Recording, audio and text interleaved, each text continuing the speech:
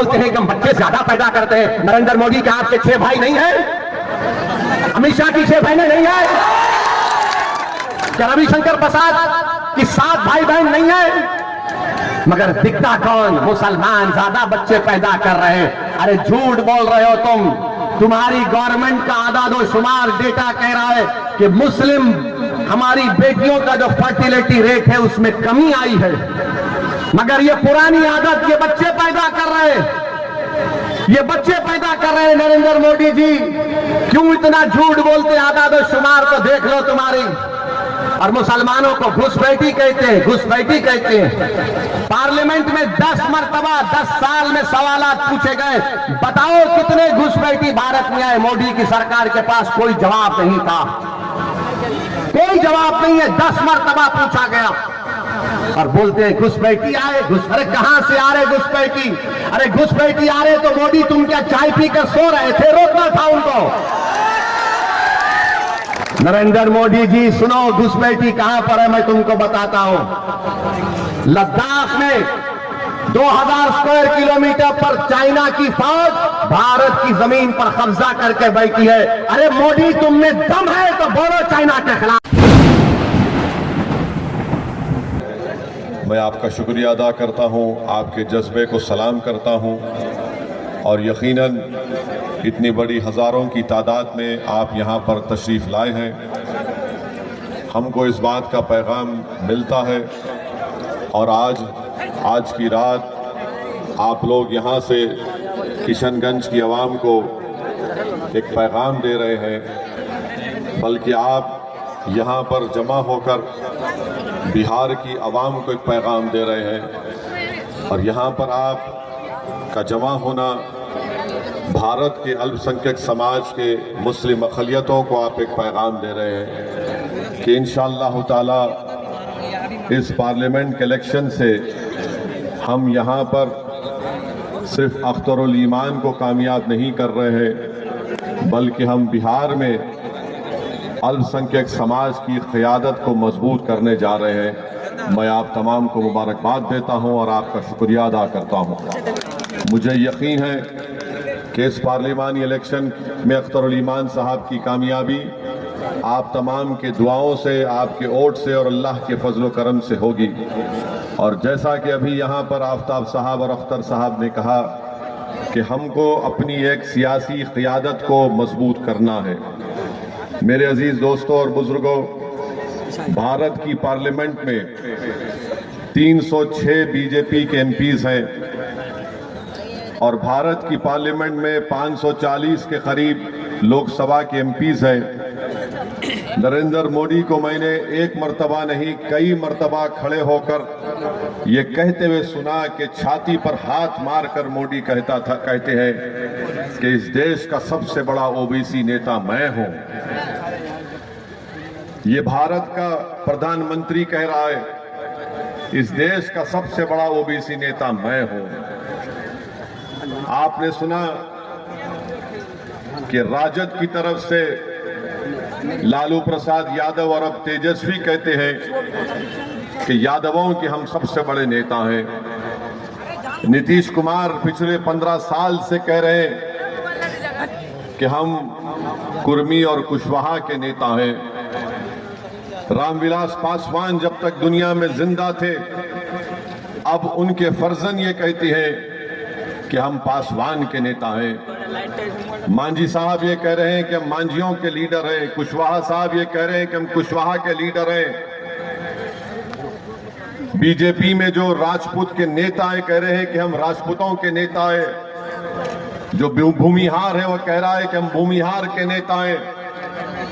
मेरे अजीज दोस्तों और बुजुर्गों, ये जब सब कहा जाता है, कोई भी उन पर फिरका परस्ती का इल्जाम नहीं लगाता।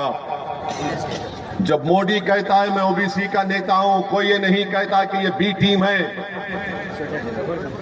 जब लालू से लेकर तेजस्वी यादव ये कहते हैं कि हम यादवों के नेता हैं, तो कोई उनको बी टीम नहीं कहता और कटवा नहीं कहता।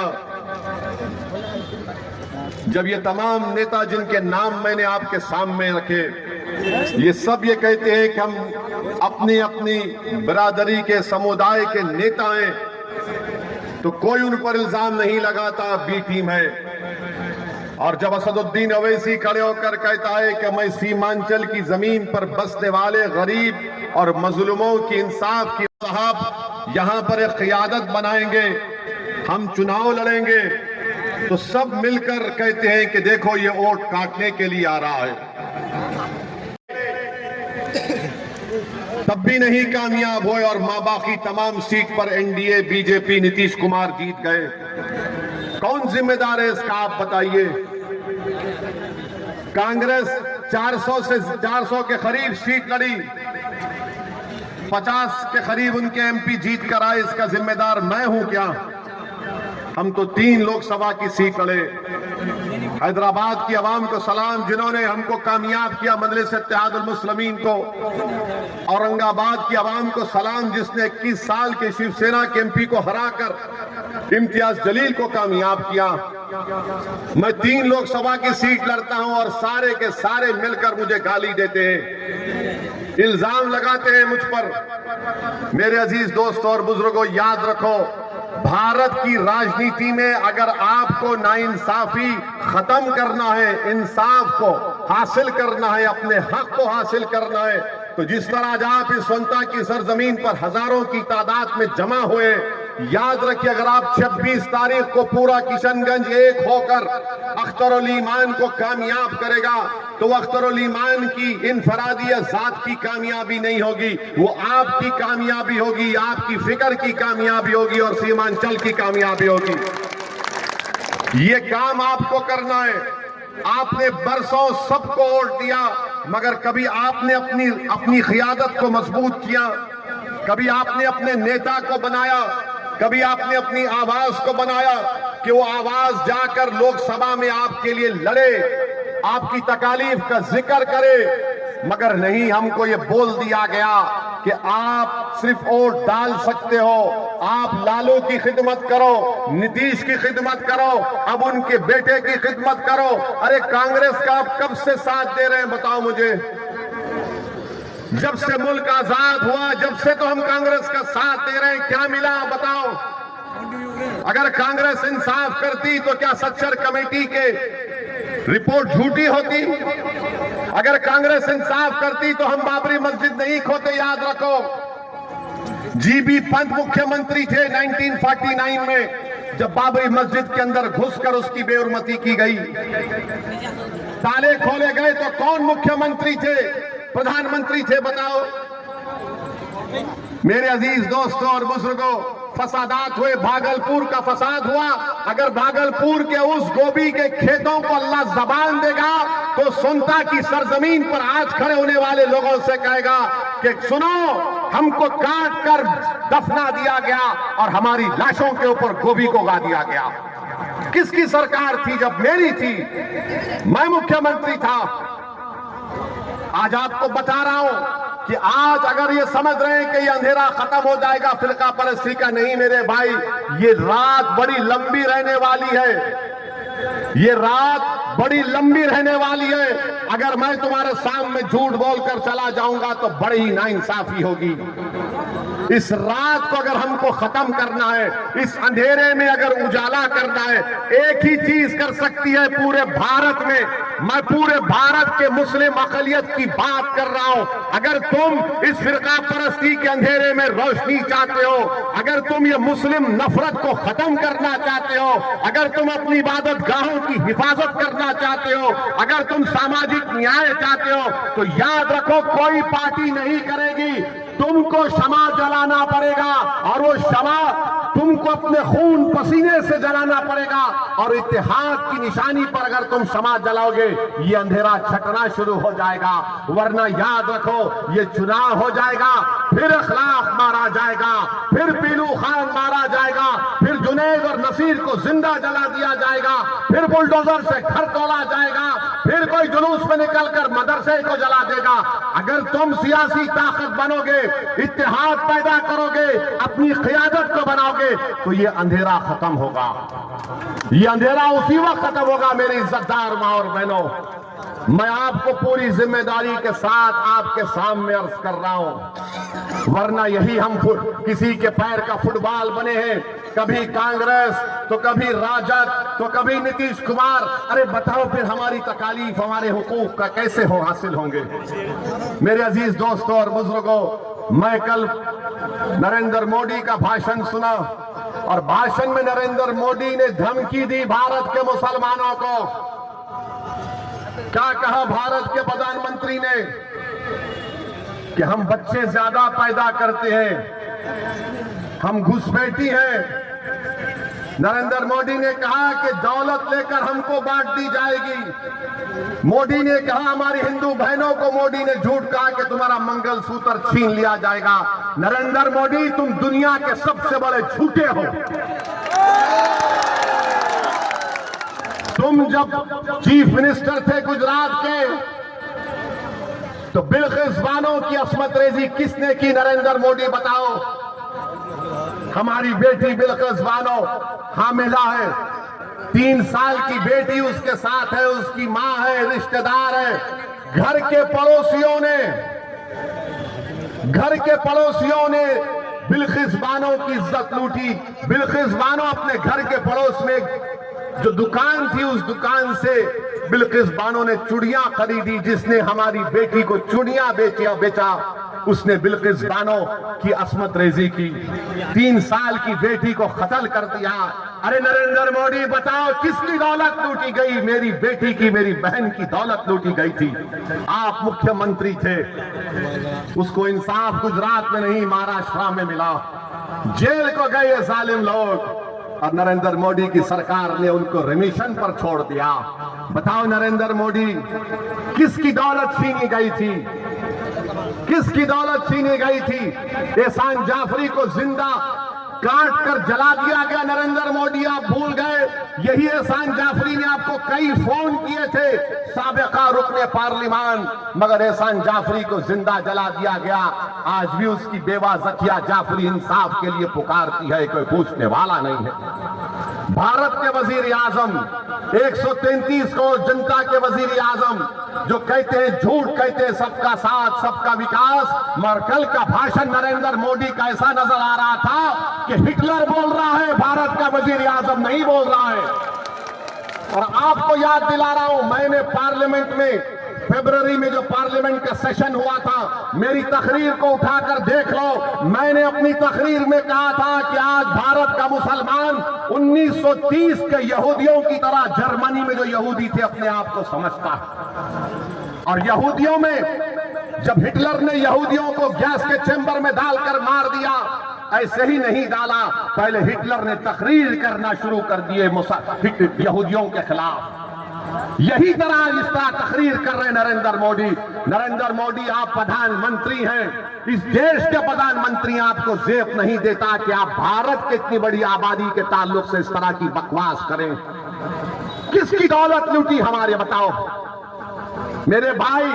हकीकत बता रहा हूं तुमको, भारत के मुसलमानों की सुनो, जिसको अंग्रेजी में एक लफ्ज है इंटरजेनरेशनल मोबिलिटी कहते हैं। अगर मेरा दादा 100 रुपये कमा रहा था तो उसका पोता 110 रुपये कमाना चाहिए।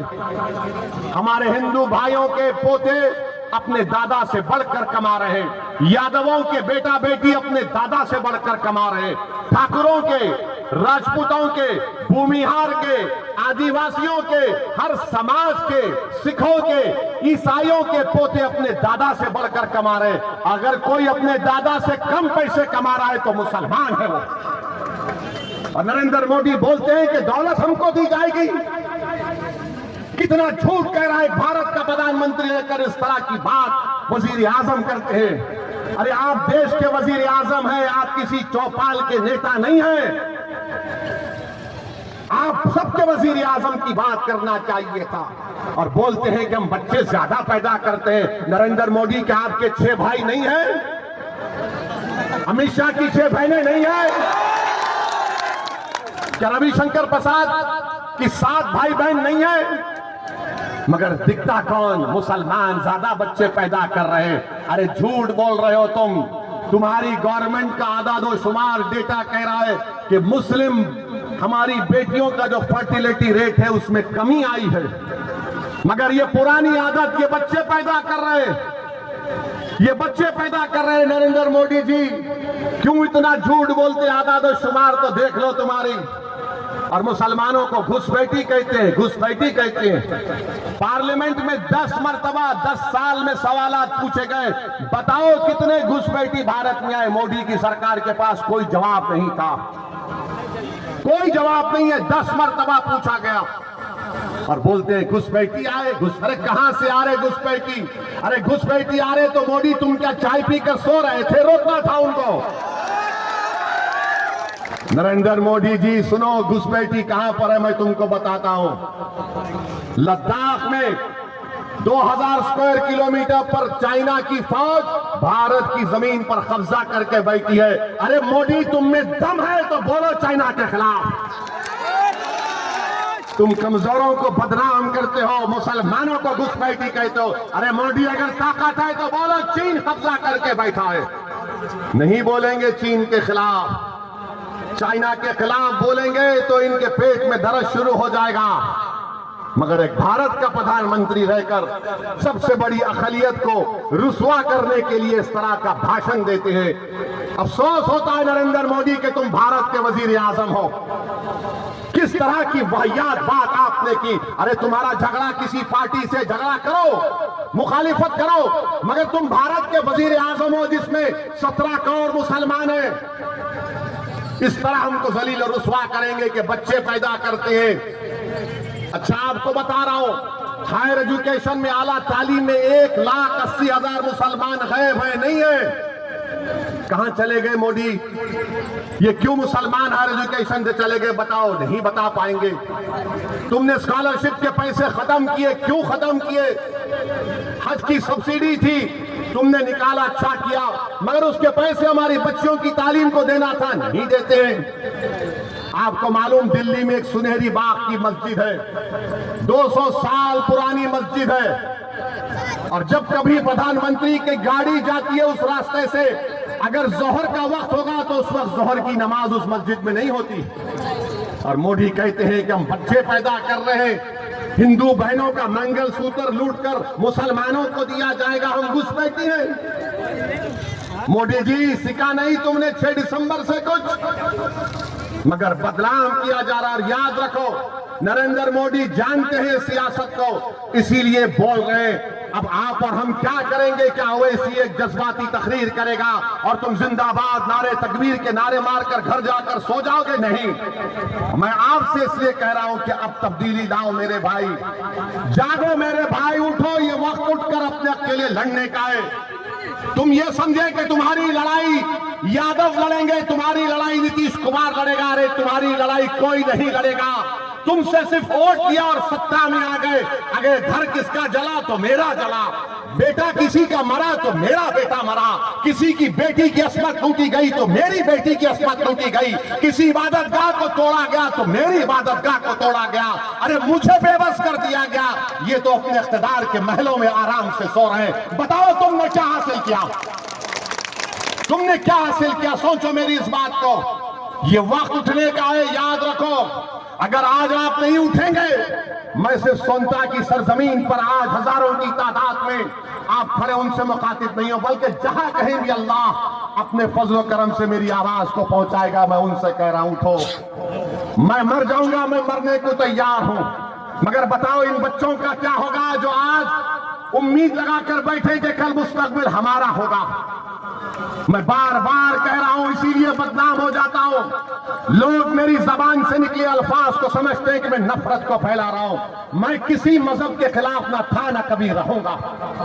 मैं किसी हिंदू के खिलाफ नहीं था, मैं किसी दलित के खिलाफ नहीं था, मैं किसी आदिवासी के खिलाफ नहीं हूं। मैं कैसे किसी का खिलाफ हो सकता हूं जब मेरे रब की किताब का पहला जुमला क्या है, अरहमर राहिमीन। मैं कैसे किसी का खिलाफ हो सकता हूं? यकीनन मैं एक मुसलमान हूं, मैं किसी का खिलाफ नहीं हूं। मैं अपनी हक की बात कर रहा हूं, मैं अपनी आवाज को पैदा करने की बात कर रहा हूं। अगर नरेंद्र मोदी खड़े होकर कह सकता है कि मैं भारत के ओबीसी का नेता हूं, तो क्या अख्तरुल ईमान गए गुजरा अख्तरुल ईमान खड़े होकर नहीं कह सकता कि मैं सीमांचल का नेता हूं? बताओ, मेरे सवाल का जवाब दो कि अख्तर उल ईमान खड़े होकर नहीं कह सकता कि मैं सीमांचल का नेता हूं। बताओ आप कि अख्तर उल ईमान नहीं कह सकते कि वो सीमांचल के नेता है। मेरे भाई, अगर तुम मानते हो तो फिर 26 तारीख को दबाओगे नहीं दबाओगे बटन, ये पूछो पतंग के निशान पर।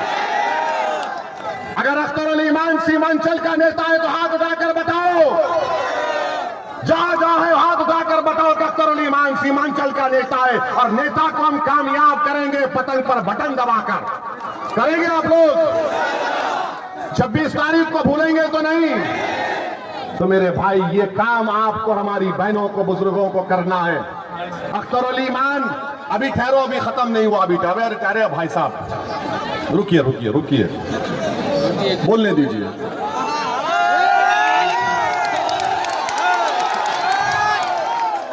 हम आपको ये बता रहे हैं, इसलिए बता रहे हैं कि याद रखिए।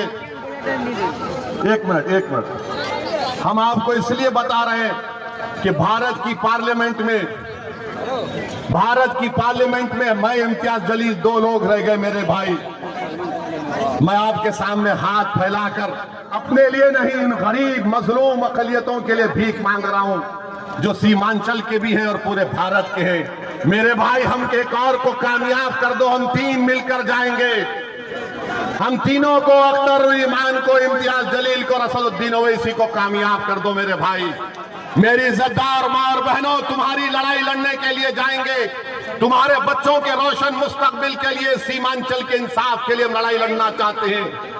मुझ पर कई मर्तबा हमला हो गया, मैं मरने को तैयार हूं, मगर मेरी जिंदगी का एक मकसद है कि जब मैं अपने रब के पास चला जाऊंगा तो मेरी आंख जब बंद हो जाएगी, मैं चाहता हूं कि तुम्हारी सरजमीन पर तुम्हारी एक क़यादत बने, तुम्हारी लीडरशिप बने। आप रुक जाइए भाई, आप रुक जाइए ना, हट जाइए। क्यों आ रहे बार बार आप? अरे कुछ नहीं होगा ना, क्यों आ रहे हैं? सुनिए हमारी बात मेरे अजीज दोस्तों और बुजुर्गों। अब आप सुनिए, आपका जो यहां पर कांग्रेस के एमपी साहब हैं, वो कहते हैं कि वो 5 साल में 1.5 लाख किलोमीटर चले। जावेद साहब बोलते हैं कि 5 साल में 1.5 लाख किलोमीटर चले, यानी रोज 100 किलोमीटर चलना पड़ेगा। आपने देखा उनको चलते हुए? वहां जो खड़े हुए हैं, आपने देखा उनको चलते हुए? आपने देखा, हमारी मां और बहनों ने देखा। तो किसने देखा? ये जावेद का चलना तो ऐसा हो गया कि जंगल में मोर नाचा। किसने देखा? और अख्तर उल ईमान जब सीमांचल में चला, हम इनके साथ चले थे। उस जगह का नाम